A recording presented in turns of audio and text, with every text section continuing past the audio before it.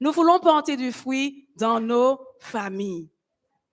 Et pour cela, nous allons voir ce que la parole de Dieu va nous donner aujourd'hui comme conseil, comme direction pour pouvoir vraiment, toujours porter la lumière, non seulement dans notre famille, mais aussi dans les familles qui nous entourent. Aujourd'hui, nous allons voir le choix des relations pour pouvoir réussir à avoir une vie de famille paisible et joyeuse. Le choix de tes relations. Regarde ton voisin de droite et dis-lui, choisis bien tes relations. Ton voisin de gauche, choisis bien tes relations.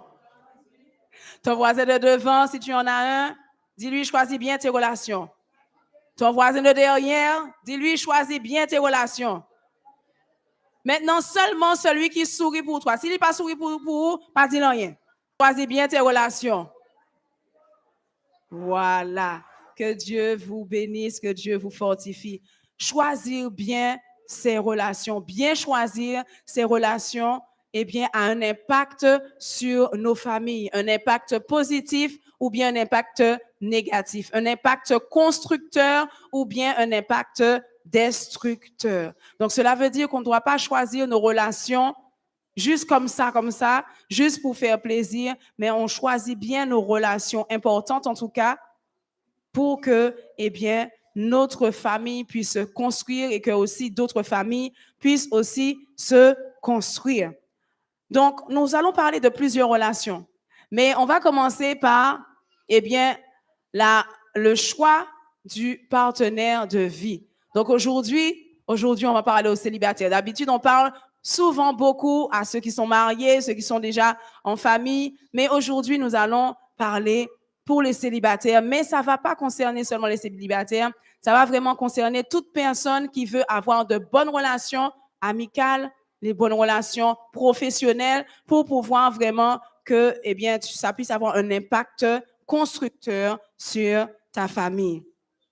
Donc, première relation, premier type de choix où nous devons prendre le temps de bien choisir, de bien regarder avec l'aide du Saint-Esprit de Dieu et surtout de la parole de Dieu. Donc, le choix du partenaire de vie, ça c'est la première relation que nous allons voir.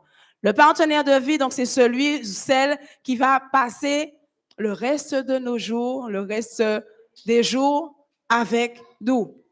Donc, c'est cette personne, que nous avons choisi pour pouvoir, passer le reste de notre vie. Donc, c'est un choix qu'il faut éviter de rater, de préférence. Il faut vraiment le faire avec l'aide de Dieu. Parce que Dieu, avant même que nous soyons nés, Dieu avait déjà écrit chacune de nos journées, chacune de nos œuvres, et il avait déjà vu vraiment, celui ou celle qui fait et qui fera partie de vos vies. Donc, c'est un choix à faire vraiment avec sagesse, avec surtout la parole de Dieu. Il y a un adage qui dit, dis-moi qui tu fréquentes et je te dirai qui tu es. Il dit, dis-moi qui tu fréquentes et je te dirai qui tu es. Donc là, déjà, ça nous donne déjà une idée de nos relations, des choix dans nos relations. Les personnes que nous fréquentons disent beaucoup de choses sur qui nous sommes réellement. C'est pourquoi vous allez voir qu'il y a certaines femmes ou bien certains hommes qui attirent toujours le même type d'homme, le même type de femme. Donc, dis-moi qui tu fréquentes et je te dirai qui tu es. Et 1 Corinthiens 15, verset 33, que nous trouvons dans la parole de Dieu, 1 Corinthiens 15, verset 33 nous dit, « Ne vous y trompez pas, les mauvaises compagnies corrompent les bonnes mœurs. » Ça, c'est un verset, le premier verset que nous allons prendre aujourd'hui, et ce sera le verset de base. Ne vous y trompez pas, les mauvaises compagnies corrompent les bonnes mœurs. Donc, cela veut dire qu'il ne faut pas juste prendre quelqu'un comme ça et se dire, OK, j'ai prié, Seigneur, je crois que c'est lui, ou bien, Seigneur, tu m'as simplement dit de prendre quelqu'un qui connaît Jésus ou bien qui est baptisé. Donc, j'ai fait ça, j'ai choisi quelqu'un dans la famille de Christ. Donc, c'est bon, basta, j'y vais, j'avance, c'est parti, roue libre. Non, il ne faut pas se tromper soi-même. Les mauvaises compagnies corrompent les bonnes mœurs. Donc oui, le Seigneur nous dit donc dans la parole de Dieu, ne choisis pas les étrangers. Ça c'est d'une certitude déjà, c'est clair.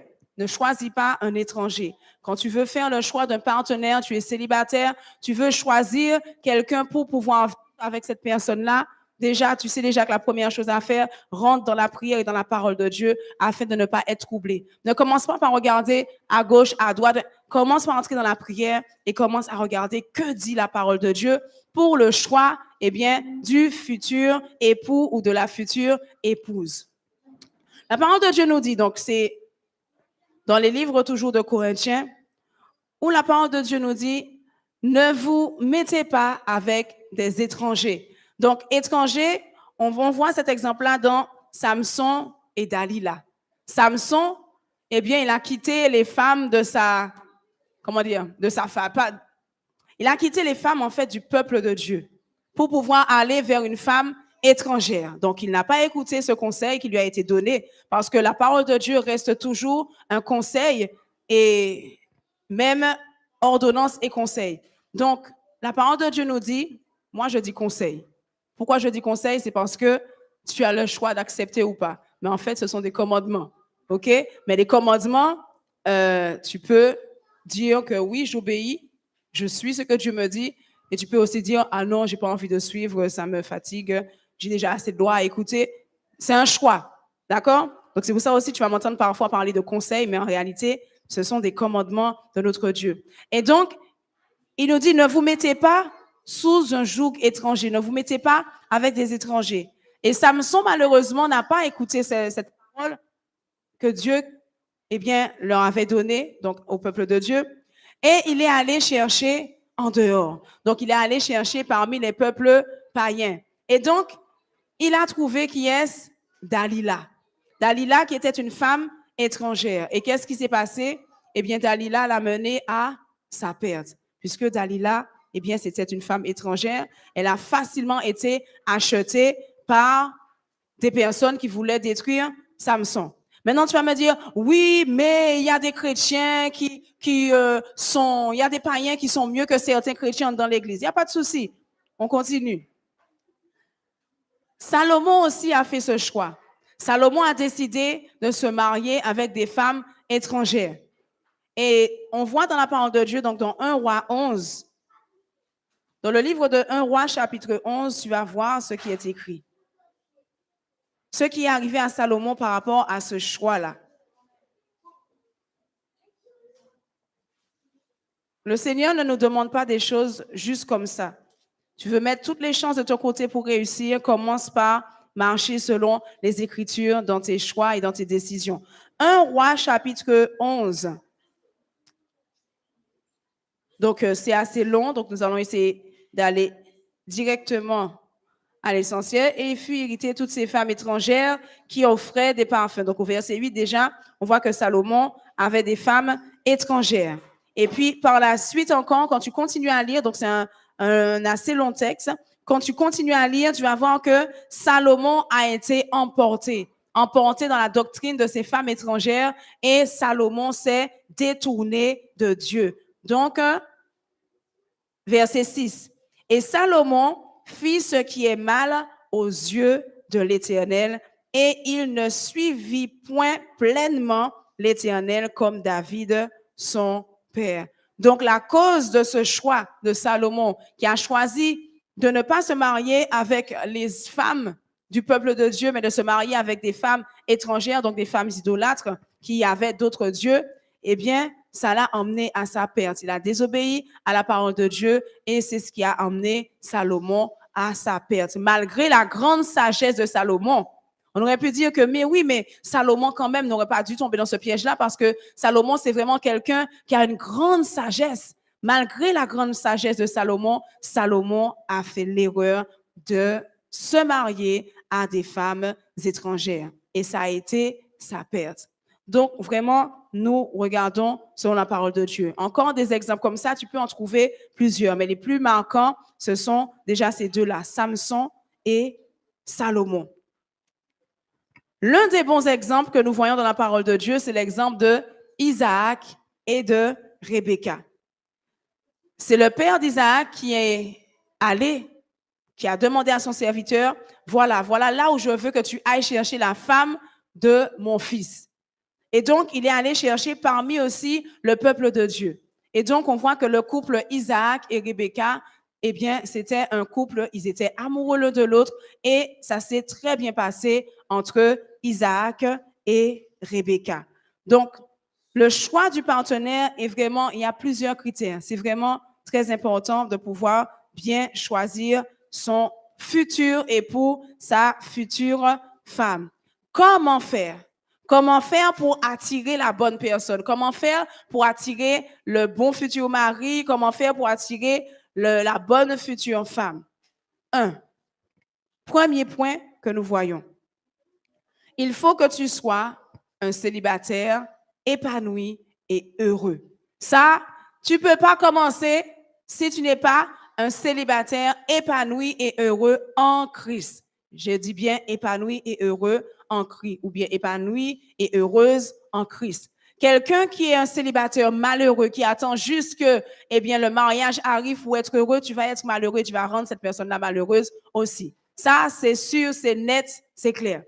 Donc, c'est pour ça que c'est vraiment important de comprendre une chose. Tu ne rentres pas dans le mariage pour pouvoir être heureux, pour qu'on te rende heureux, mais tu rentres dans le mariage pour rendre quelqu'un heureux parce que tu as quelque chose à lui apporter. Et c'est vrai que les mariages commencent parfois mal, c'est rattrapable par la grâce de Dieu, avec l'enseignement, avec l'aide du Saint-Esprit de Dieu, mais parfois, les mariages commencent mal parce que, on a commencé par se dire, il faut que je me marie parce que c'est là que je serai heureuse, c'est là que je serai heureux. J'ai besoin de sentir la tendresse de cet homme pour que je puisse être heureux. J'ai besoin de sentir la tendresse, l'amour de cette femme pour que je puisse être heureux. Et puis, bam, on se marie. Et puis, quand on arrive, on se dit, oh, celui-là attend de moi et moi, j'attends de lui. Qu'est-ce qu'on fait? Et puis là, ça commence à partir en problème. Donc, le premier point, la première clé pour pouvoir vraiment faire un bon choix, c'est premièrement être un célibataire heureux, épanoui en Jésus-Christ. Profites-en pour développer ta relation avec Dieu. Parce que dans le mariage, ce sera un autre type de combat. Tu auras des combats spirituels. Si tu n'as pas vraiment fortifié, affermi tes pas, en tant que célibataire, en tant que couple marié, ça va être compliqué. Tu auras des combats spirituels tout le temps, et avec beaucoup de difficultés.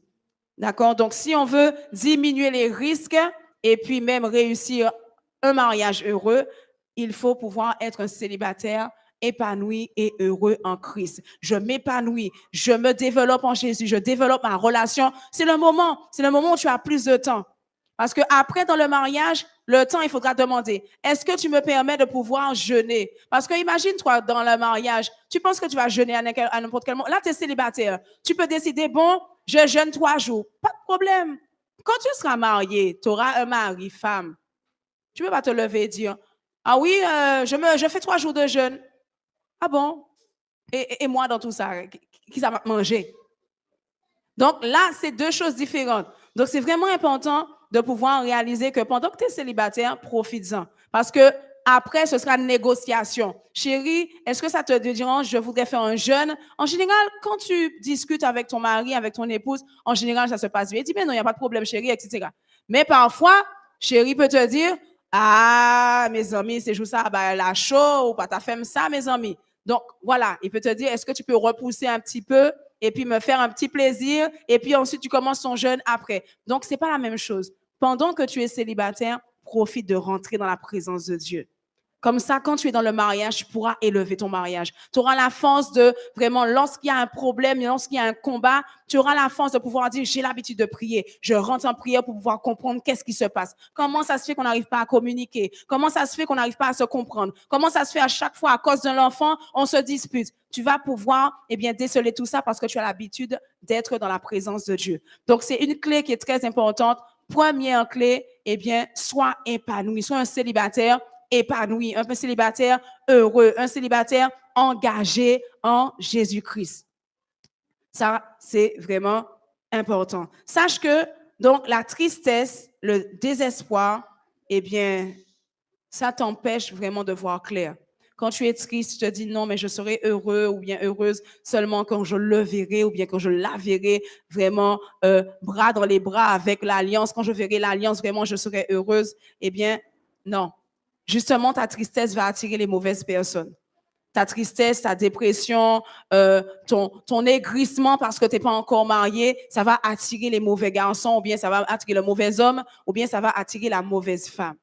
Donc, il est important d'être un célibataire épanoui, heureux en Christ. Heureux en Christ. Profite pour apprendre la parole un maximum. Parce que quand tu seras dans le mariage, le diable va essayer de faire des attaques et tu sauras, ah, je me rappelle de cette parole-là.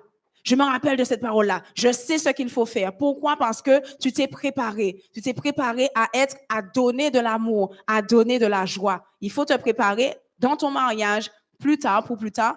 Tu vas donner de l'amour à quelqu'un. Tu vas rendre quelqu'un heureux ou bien heureuse. C'est comme ça qu'on rentre dans le mariage. Je rentre dans cette mentalité où je vais rendre quelqu'un heureux. Tu n'es pas là pour qu'on te rende heureux, mais tu es là pour rendre quelqu'un heureux, rendre quelqu'une heureuse. Et t'inquiète que, eh bien, ça va tourner et il va te le rendre ou elle va te le rendre. Donc ça, c'est la première clé. Un célibataire doit être un célibataire épanoui, heureux en Christ, dans la parole de Christ, marche dans les pas de Jésus et regarde vraiment à travers les regards de Christ. Quand vraiment tu marches comme ça, tu ne vas pas être trompé par la beauté. Beaucoup d'hommes dans la parole de Dieu ont été troublés par la beauté d'une femme et ils sont tombés dans des pièges parce qu'ils n'ont pas vu que derrière la beauté, il y avait vraiment, je ne dirais pas un démon, mais quelqu'un de compliqué. Il y avait vraiment quelqu'une de compliqué. Tout ça aveuglé par la beauté, aveuglé aussi par des faux semblants. Et c'est là que vient justement les faux chrétiens. Parce que oui, ça peut arriver effectivement. Oui, la parole de Dieu me dit de prendre eh bien, quelqu'un du peuple de Dieu. Oui, ça peut arriver que tu tombes sur un faux chrétien. C'est pourquoi sois un célibataire connecté à Jésus, connecté au Saint-Esprit de Dieu. Comme ça, si tu tombes sur un faux chrétien assis sur le banc de l'église en train de chauffer le banc, eh bien, tu ne seras pas trompé. Donc, ça, c'est important. Deuxième clé importante pour pouvoir faire le choix du bon partenaire, mais non seulement partenaire pour le mariage, mais un partenaire aussi professionnel, un partenaire comment on dit ça? Le partenaire de prière, quelqu'un qui est là pour pouvoir nous aider dans la prière. Tout cela, eh bien, c'est pour toutes ces relations-là aussi. Donc, la deuxième chose, pour pouvoir faire le bon choix, pour pouvoir limiter les dégâts et les erreurs. En général, quand tu fonctionnes comme ça, tu ne fais aucune erreur. Tu ne fais pas d'erreur. Parce que un célibataire connecté à Jésus ne peut pas se tromper. OK? Sauf si tu t'es laissé troubler un moment, mais reconnecte-toi. Ne fais pas un choix dans une période de trouble, dans une période où tu ne sais pas trop. Fais ton choix dans la période où tu es rempli de l'Esprit de Dieu. Donc, connecté. Un célibataire épanoui, heureux, qui n'a besoin de personne pour pouvoir être heureux. OK? Maintenant, cet amour-là, cette joie que tu vas l'emmener dans le mariage pour rendre, eh bien, le conjoint ou bien la future épouse heureuse, heureux. Donc, deuxième clé pour pouvoir vraiment choisir les bonnes personnes pour pouvoir t'aider à prier aussi, les bons amis aussi, ça marche pareil. Parce que si tu choisis des mauvais amis, si tu as tu peux avoir des connaissances, des personnes avec qui tu parles, mais les amis qui sont là dans les bons et dans les mauvais moments, les amis qui sont là pour te donner un petit conseil lorsque tu commences à perdre le nord, les amis aussi, ça se choisit bien. Parce que si tu as de mauvais amis, pareil, tu vas avoir des problèmes dans la famille. Parce que des mauvais amis, ce sont des mauvais conseillers. Et donc, mauvais conseiller dit problème dans la famille. Donc, c'est pareil. Tu prends ça aussi pour pouvoir choisir des bons amis. Bien choisir tes amis. Bien choisir tes relations professionnelles aussi pour pouvoir vraiment te bâtir professionnellement. Il ne faut pas choisir n'importe quel ami professionnellement. Tu peux parler à tout le monde, mais il y a des personnes que tu dois choisir comme ami pour pouvoir, eh bien, t'aider à avancer professionnellement, sentimentalement et puis amicalement. Donc, c'est vraiment valable pour tout type de relations importantes dans notre vie. Donc, je disais, la deuxième clé pour pouvoir vraiment faire le bon choix, c'est observer de loin. Il faut prendre le temps d'observer de loin. Ça veut dire que on ne peut pas rentrer sur mon nom tout de suite pour, bon, écoute, éventuellement, j'aurais juste aimé apprendre à te connaître, etc. Tout de suite, tu vas observer de loin cette personne-là. Prendre des informations concernant cette personne-là. Regardez comment, si c'est pour le mariage, regardez comment elle est dans sa vie de tous les jours. Pas seulement dans l'église, mais en dehors de l'église. Pose des questions à sa famille, ses connaissances, les gens qui sont proches de cette personne-là ou de ce garçon-là. Tu regardes, tu observes, tu poses des questions, tu regardes la personne au loin. Donc, ça s'appelle observer de loin. Tu regardes si cette future femme que tu vises là, est-ce que les respecter papa? Ça, c'est important. Si ou regardez, tu vois que cette femme que tu aurais éventuellement aimé voir, si éventuellement elle pourrait être ta future femme, tu vois que cette femme-là ne respecte pas son papa, fais attention.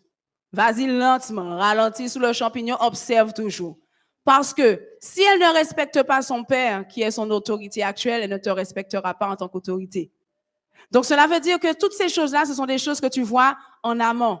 Donc, si elle ne respecte pas son père, elle ne va pas te respecter aussi. Et ça va être un combat spirituel que tu vas devoir mener après le mariage parce que tu auras une femme qui est autoritaire, qui prend l'autorité sur son mari. Donc, voilà, toutes ces petites choses-là. Une femme qui observe, qui voit un garçon, un homme, tu regardes son caractère, comment il est avec les gens, comment il est avec sa famille. Voir si c'est pas quelqu'un qui s'énerve vite, Il faut observer toutes ces choses-là d'abord loin. Observer au loin, c'est vraiment la deuxième clé. Est-ce que cette personne-là est engagée dans l'Église? Ce sont des critères qui sont importants. Faut pas dire, oh oui, je regarde seulement à sa gentillesse et à sa beauté parce que bon, lui-même paraît mieux que moun qui entre dans l'église. Pas rien ça, il paraît mieux que moun qui entre dans l'église. Non, ne fais pas ça. Commence par faire les choses bien. Je vais prendre quelqu'un dans l'église de Christ. C'est pas grave. Tu n'en as pas trouvé à Mission Mondiale Pentecôtale, tu vas trouver autre part, dans une autre assemblée. C'est pas grave. Parce que, eh bien, il y a non seulement dans les assemblées, mais on marche, on se côtoie. C'est pas parce qu'on est à Mission Mondiale Pentecôtale que ça veut dire qu'on ne connaît pas, eh bien, les gens de Triomphe, les gens de la Sainteté, les gens de Châteaubœuf, les gens de Dieu en Christ. On côtoie tout le monde. Le Seigneur va t'emmener au bon endroit. Le Seigneur va t'emmener vers la bonne personne ou bien va emmener cette personne-là vers toi. Donc, observe de loin. Observe de loin. Tu sais que quand tu marches selon ce que Dieu a dit, tu as dit, Seigneur, moi, j'ai pris quelqu'un dans le corps de Christ. Tu as tout en droit de dire, maintenant, Seigneur, si j'ai des problèmes, viens à mon secours parce que tu as fait les choses bien. Mais quand tu n'as pas fait les choses bien et puis que tu as des problèmes, pour pouvoir vraiment demander à Dieu, eh bien, viens à mon secours, ça va être difficile. Ça va être difficile. Donc, eh bien, observe de loin. C'est important de pouvoir observer de loin. Amen. Observe de loin. Troisième point important. Troisième point important. Donc, faire connaissance. Donc, tu as observé, tu as regardé. Donc, le troisième point qui est important, c'est faire connaissance. Amitié. Ça veut dire qu'on ne peut pas rentrer dans une relation intime, il n'y a pas d'engagement. Ça veut dire que tu apprends vraiment à connaître cette personne-là. On apprend à connaître vraiment cette personne et puis c'est une période vraiment sans engagement, une période où tu prends des conseils, que tu apprends à connaître cette personne, que tu regardes ses relations passées, tu regardes même au niveau de tout ce qui est maladie. C'est des choses auxquelles on ne pense pas, mais il faut regarder. Quelle maladie cette personne-là, quel est son passé, est-ce qu'elle a connu ou il a connu d'autres femmes ou bien d'autres hommes, toutes ces choses-là, vraiment, c'est des personnes. Est-ce que les parents, eh bien, éventuellement sont au courant? Est-ce que les parents, éventuellement, sont d'accord? Pourquoi c'est important de pouvoir regarder toutes ces choses? Parce que si jamais, eh bien, les parents ne sont pas en courant et puis qu'ils viennent à être au courant, et même s'ils sont au courant mais qu'ils ne sont pas d'accord, c'est un problème. C'est un problème pourquoi? Parce qu'ils vont s'ingérer dans le projet et puis ça va poser problème. Ils vont beaucoup parler, ça va poser des problèmes, ça va poser des troubles et puis on va pas pouvoir faire les bons choix et peut-être même se tromper de choix. Donc, faire connaissance, donc vraiment permettre cette période d'amitié, prendre les conseils, les relations passées, donc voilà, toutes ces choses-là. C'est important. Et tu vas voir quelque chose chez Isaac et Rebecca. Isaac et Rebecca, eh bien, aujourd'hui, on va dire que c'est plus à la mode. Aujourd'hui, chacun choisit son fiancé, sa fiancée. Mais à l'époque, c'était les parents qui choisissaient pour les enfants.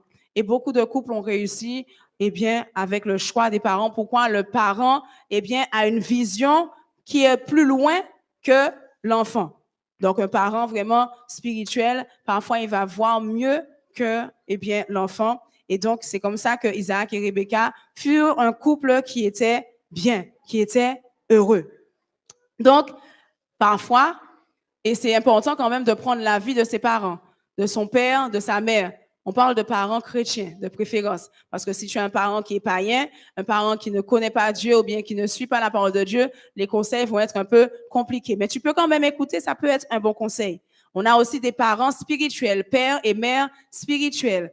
Nous devons vraiment prendre vraiment toutes ces conseils en considération et après, c'est toi qui prends ta décision. Mais au moins, tu as pris des conseils et puis après ça, tu vas pouvoir prendre ta décision de façon éclairée avec la parole de Dieu, avec l'aide du Saint-Esprit de Dieu. Donc ça te permet de bien choisir tes relations pour pouvoir vraiment avoir vraiment une bonne, comment dire, un impact positif sur ta famille.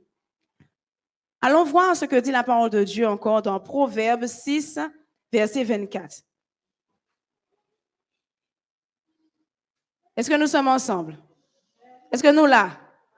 Bon, pour une fois, on a parlé. D'habitude, on parle seulement aux mariés. Aujourd'hui, on a pensé aux célibataires. Donc, merci Seigneur. Amen. OK. Proverbes 6, verset 24.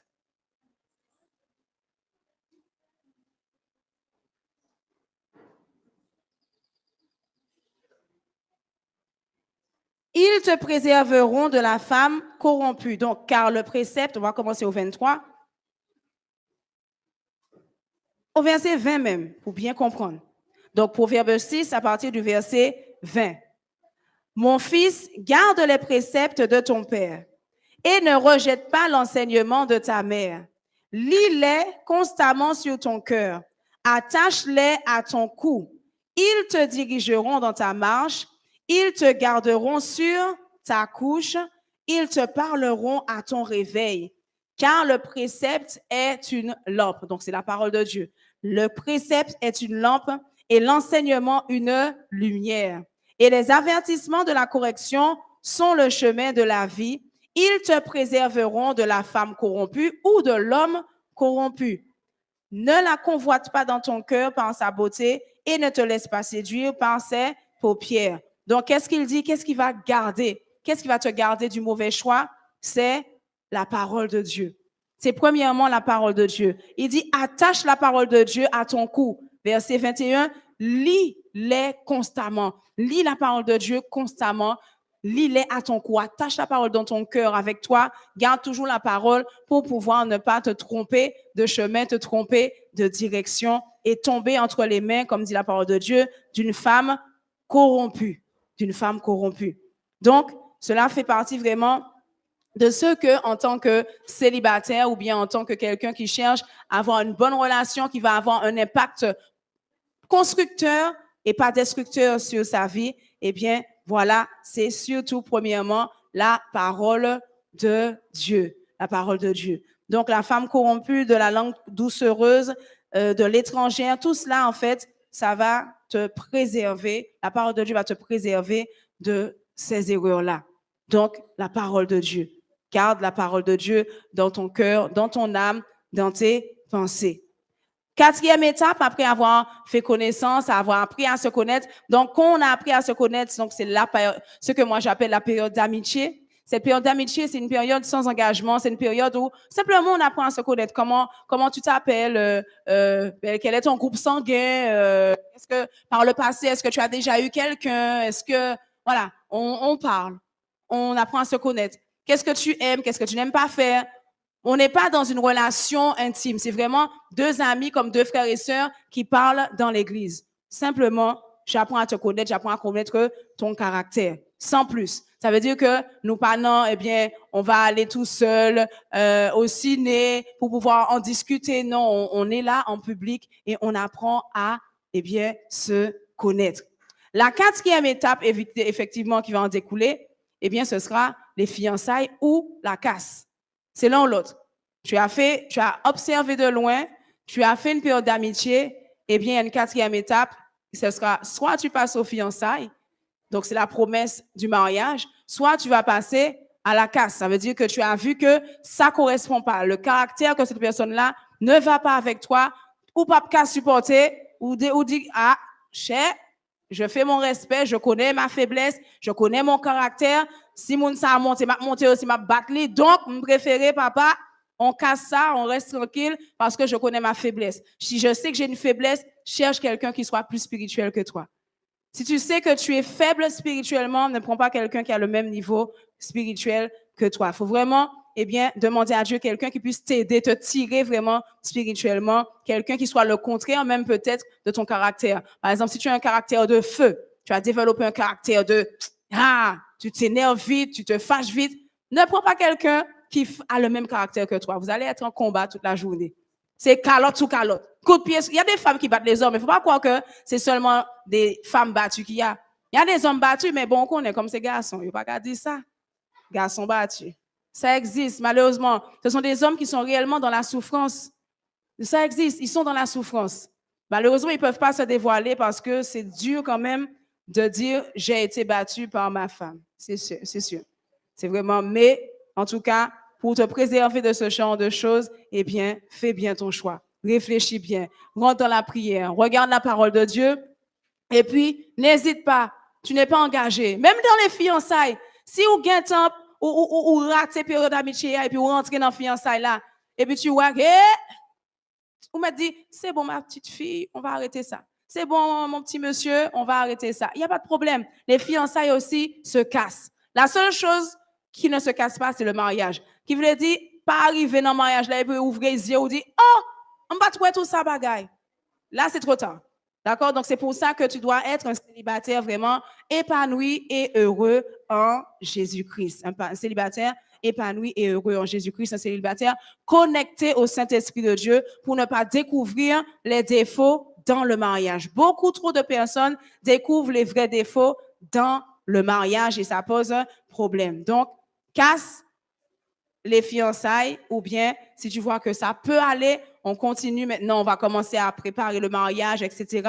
et continuer dans la parole de Dieu. Et puis, si tu vois que ça ne va pas, on casse. Si tu vois que c'est bon, on continue. On continue toujours avec la prière. OK.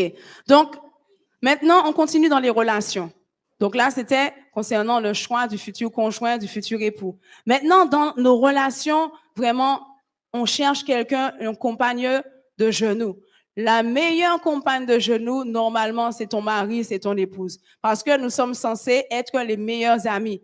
Une femme, un homme, un mari et femme doivent être les meilleurs amis. Donc, ça veut dire que ton meilleur compagnon de genoux doit être ta femme, doit être ton mari. OK. Bon. On va dire dans l'une des réalités, eh bien, dans ce monde, sur Terre, c'est qu'effectivement, le mari n'est pas forcément le compagnon de genoux parce que peut-être qu'il n'est pas sur ça, etc. Donc, peut-être que tu as besoin d'une compagne de genoux ou bien d'un compagnon de genoux. Si tu es une femme, ton compagnon de genoux, ce sera une femme de préférence. Si tu es un homme, ton compagnon de genoux sera un homme de préférence. Pourquoi? Parce qu'il ne faut pas tenter le diable. Du moment que tu tentes le diable, il va profiter. Il va essayer de mettre quelque chose. Donc, ton compagnon de genoux doit être un homme si tu es un homme et une femme si tu es une femme. Parce que vous allez vous retrouver pour intercéder, vous allez vous retrouver pour prier, même si vous n'avez pas ça dans l'esprit. On n'est pas en train de dire que vous aviez ça dans l'esprit. On est en train de parler, souvent on oublie ça. On est en train de parler de la chair. Et chaque fois, je vais reprendre Pierre. Pierre, de tout son cœur, de toutes ses forces, Pierre, eh bien, il a dit, je ne vais pas succomber à la tentation. Je vais te suivre Jésus jusqu'au bout. Est-ce que Pierre t'a gagné en tête que il t'a pas abandonné Jésus? Est-ce que Pierre t'a pensé même il t'a pas abandonné Jésus? Non. Il est sûr, il est certain qu'il va arriver, qu'il va réussir à tenir, à résister à peu importe la tentation. Mais ce qui Pierre avait oublié ou bien ne savait pas, c'est que si ce n'est pas le Saint-Esprit qui domine ta vie, quand ta chair t'a dit va à gauche, tu vas aller à gauche. Même si tu as dit je vais à droite. Si le Saint-Esprit de Dieu n'est pas au contrôle de ta vie, ta chair dit à gauche, tu suis ta chair. C'est vois que tu vas à gauche. C'est pourquoi il ne faut pas tenter le diable. Tu cherches une compagne de genoux, tu es une femme, prends une femme. Tu cherches un compagnon de genoux, tu es un homme, prends un homme. Et puis, ça va être les mêmes étapes. Les mêmes étapes. Tu observes cette personne d'abord au loin. Tu regardes sa vie de prière. Tu essaies de déceler, parce que ce n'est pas toujours évident. Mais normalement, une vie de prière, quelqu'un qui a la vie de prière, ça se voit dans sa vie de tous les jours. Même si ou pas elle prier en pile, ou elle dans l'église là, c'est un monde qui pas prier en pile, mais dans sa vie, tu sens une puissance, tu sens une différence. Tu vois vraiment que c'est quelqu'un qui est sur la prière. Même si tu ne vois pas comment elle prie chez elle, tu peux deviner comment elle prie chez elle à travers sa vie de tous les jours. Et là, tu peux t'approcher de cette personne et dire, est-ce que tu veux bien être ma compagne de genoux, mon compagnon de genoux, parce que j'ai besoin de prier pour tel combat spirituel. Tu as un combat spirituel que tu as besoin de mener, choisis bien aussi ta relation, de prière. La personne qui va prier avec toi doit être quelqu'un vraiment qui veut prier, qui aime prier, qui a l'habitude vraiment, qui a une vie de prière. Sinon, vous allez vous fatiguer en chemin et puis le combat risque d'être encore plus difficile. Dans le cadre aussi de l'amitié, il faut pouvoir bien choisir ses relations. Donc, quand tu as des amis, c'est important. Pourquoi? Parce que les amis sont assez proches de toi. Après ta femme, après tes enfants, c'est ton ami qui va venir. Ils viennent après, ça c'est très important. Parce qu'il y a aussi ce problème qu'il y a dans certains foyers où, l'ami s'immisce dans le mariage parce que j'étais là avant toi. Par exemple, tu as connu une femme et puis avant que cette femme arrive dans ta vie, tu avais déjà une amie fille. C'était ta meilleure amie. Maintenant que cette femme est arrivée dans ta vie, c'est la femme de ta vie, tu t'es marié, l'ami doit passer en deuxième. Et ça pose beaucoup de problèmes. Qui on doit prioriser? Parfois, la meilleure amie joue aussi avec les sentiments du garçon, de l'homme, et il va dire oui, mais moi j'étais là avant. Même si on n'est pas, c'est pas une relation amoureuse qu'on a, c'est juste une relation amicale, une relation d'amitié. Non, tu ne peux pas m'abandonner comme ça du jour au lendemain. Donc elle peut jouer comme ça avec les cordes sensibles, mais en tant qu'homme, tu dois savoir où tu vas et ce que tu es et ce que tu veux. Tu as choisi une femme, c'est ta première meilleure amie. Ça veut dire qu'à partir du moment que tu es marié, l'ancienne meilleure amie est détrônée. C'est ça. Il faut qu'elle le comprenne clairement. Maintenant que je suis mariée, ma meilleure amie, c'est ma femme. Même si je suis plus à l'aise avec toi pour pouvoir discuter, parce que ça fait longtemps qu'on se connaît, mais la meilleure amie doit devenir mon épouse, doit devenir mon mari. Tu passes en deuxième. Donc, et c'est vraiment à développer. Maintenant, nous parlons de notre relation d'amitié. Quel type d'amis qu'on doit avoir? On a un exemple dans la parole de Dieu. David et... Qui est-ce qui connaît sa Bible? On a un exemple d'amitié extraordinaire dans la Bible. C'est David et Jonathan. Il y a quelques-uns qui connaissent, la parole. Donc, David et Jonathan, c'était vraiment de bons amis. Des amis qui étaient amis dans les bons comme dans les mauvais temps. Donc, l'amitié, c'est vraiment pur, sans tâche. L'amitié veut toujours du bien. Donc, tu dois bien choisir tes amis. Il ne faut pas choisir quelqu'un qui, déjà, n'est pas sur Dieu. Même dans tes amitiés, choisis des personnes qui ont le même objectif que toi. Même si cette personne n'est pas forte spirituellement, mais au moins elle a cet objectif. On veut manifester la gloire de Dieu. On veut être des lumières pour Dieu. C'est quelqu'un qui a une certaine sagesse, qui a un certain amour pour Dieu et pour sa parole. Il faut pouvoir plus choisir ces personnes-là comme amis. Pourquoi? C'est important de pouvoir bien choisir ses amis. Nous avons vu au début dans 1 Corinthiens 15, verset 33. Ne vous y trompez pas. C'est une erreur, en fait. On se trompe souvent nous-mêmes. La parole de Dieu dit ça. Vous vous trompez vous-même par de faux raisonnements en disant « Ah oui, mais il y a des amis dans l'église qui sont mauvais et puis il y a des amis païens qui sont beaucoup mieux. » C'est un raisonnement, on se trompe nous-mêmes. Ça peut paraître ça, mais ce n'est pas en réalité ça. Si tu vois que un ami païen est mieux qu'un ami chrétien, sache que ce n'est pas un chrétien, mais c'est un chauffeur de banc. d'église, bien sûr, parce qu'il y a des bons ailleurs.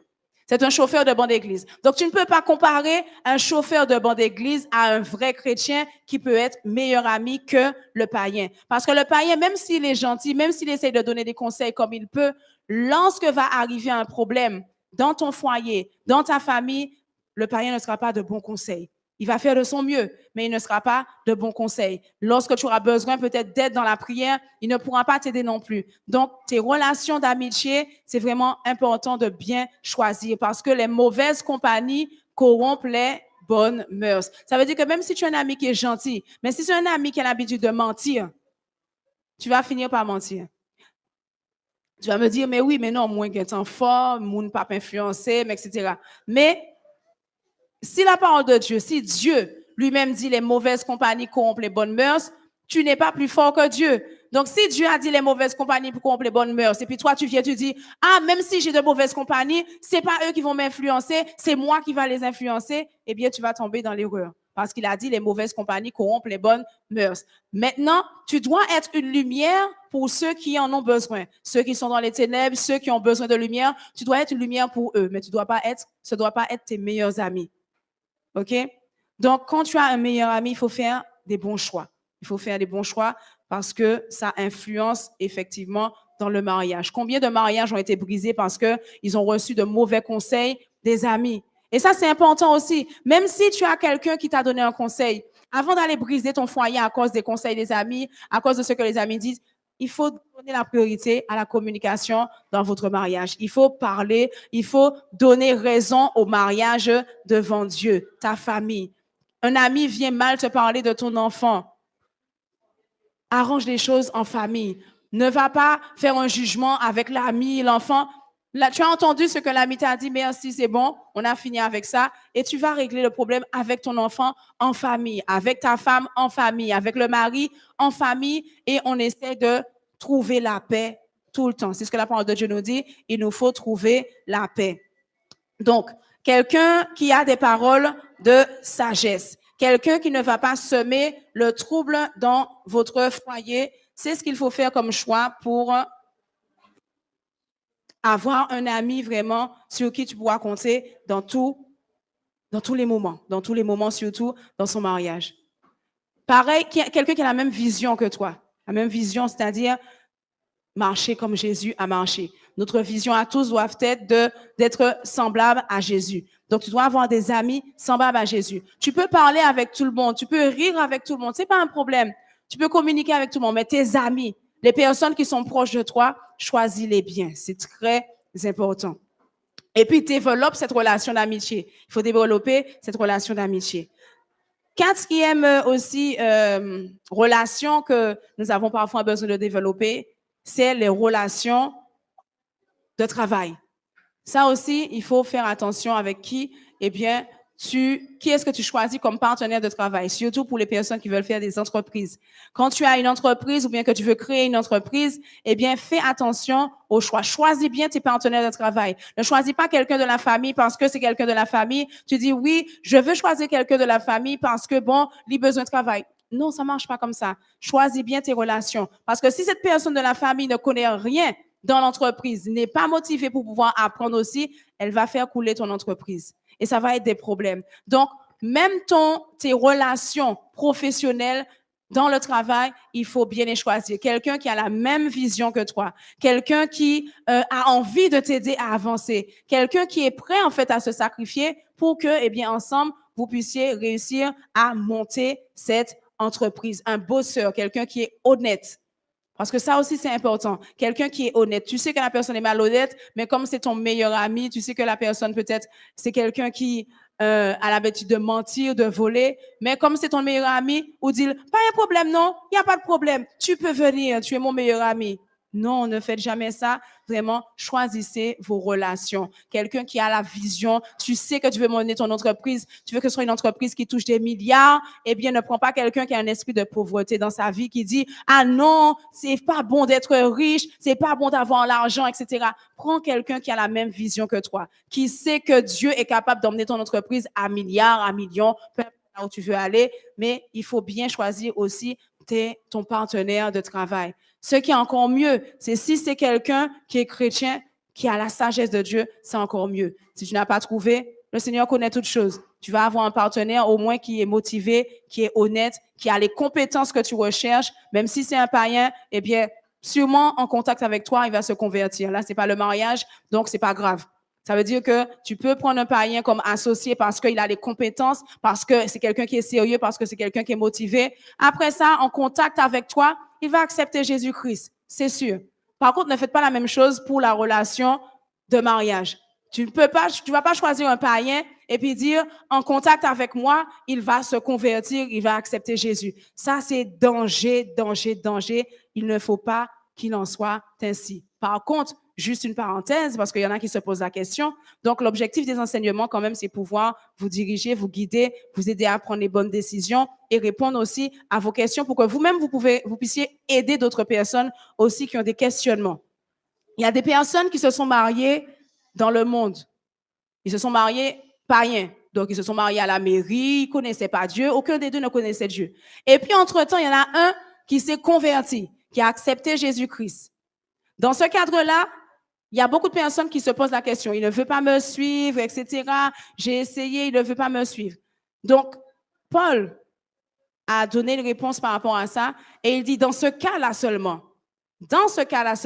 ils sont libres de se séparer. Pourquoi? Tout ce qui est fait sans Jésus ne compte pas devant Dieu. Donc, un mariage qui a été fait sans Jésus ne compte pas. Donc, ces personnes-là, quand ils se sont séparés, ça ne compte pas.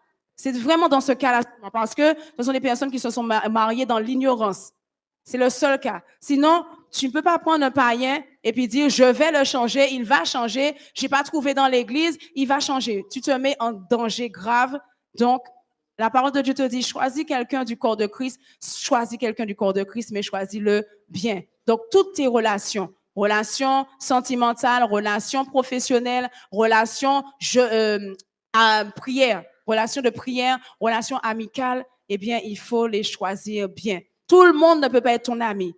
Par contre, tout le monde peut être des connaissances, tout le monde peut être ton frère, ta soeur, pas de problème. Mais ton meilleur ami, tes meilleurs amis, tes relations professionnelles, ne rigole pas avec ça. Prends ça au sérieux, fais les bons choix avec la direction de la parole de Dieu, avec l'aide du Saint-Esprit de Dieu.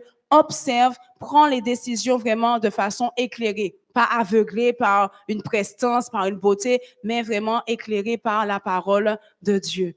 Que Dieu vous bénisse, que Dieu vous fortifie et vraiment, je vous encourage à vraiment bien choisir vos relations pour pouvoir vivre une vie de famille épanouie et heureuse. On va se mettre debout et nous allons prier. Nous acclamons notre Dieu. Amen. Merci Seigneur. On va prier que la parole de Dieu puisse surtout transformer nos vies. C'est vraiment ce qui est très important. Que la parole de Dieu transforme nos vies. Papa, nous te disons merci pour ta parole. Merci Seigneur pour tout ce que tu nous donnes comme lumière. Oui, ta parole est une lampe à nos pieds, une lumière sur notre sentier. Merci Seigneur mon Dieu, Papa, parce que tu nous enseignes, afin que nous ne puissions pas tomber dans les pièges de l'ennemi, Père. Aide-nous Seigneur. Tu vas pas avoir de bonnes relations sentimentales, de bonnes relations, Seigneur mon Dieu, pas amicales, de bonnes relations professionnelles, de bonnes relations, Seigneur, de genoux, de prière, Seigneur mon Dieu, papa. Aide-nous à faire les bons choix, des choix vraiment avec le discernement du Saint-Esprit, avec le discernement de la parole de Dieu, Père. Aide-nous, Seigneur mon Dieu, papa, à toujours garder Jésus-Christ partout où nous allons, que ce ne soit pas nous qui décidions, mais que ce soit Jésus en nous qui fasse le choix, Père, afin que nous ne puissions pas être troublés dans nos familles, dans le puissant et précieux nom de Jésus-Christ. Que ta parole soit plantée dans nos cœurs et puisse porter du fruit. Nous ne voulons pas, Seigneur, que cette parole puisse sortir de nos esprits lorsque nous sortons de ce lieu, Père. Mais nous désirons que ta parole soit plantée là, dans nos cœurs et porter du fruit. Que cette parole trouve la foi dans le cœur de chacun d'entre nous afin de pouvoir porter du fruit. Parce que la parole a besoin de foi pour pouvoir agir, Père. Seigneur, nous avons besoin de toi, Seigneur. Prends le plein contrôle. Conduis-nous, Seigneur, mon Dieu, pas vers des relations saines, des relations qui nous amèneront, Seigneur, mon Dieu, pas à nous bâtir, à nous construire, à monter, Seigneur, mon Dieu, pas en hauteur dans tous les domaines, Père. Seigneur, nous t'avons prié au nom de Jésus-Christ. Tu vis et tu règnes au siècle des siècles. Amen.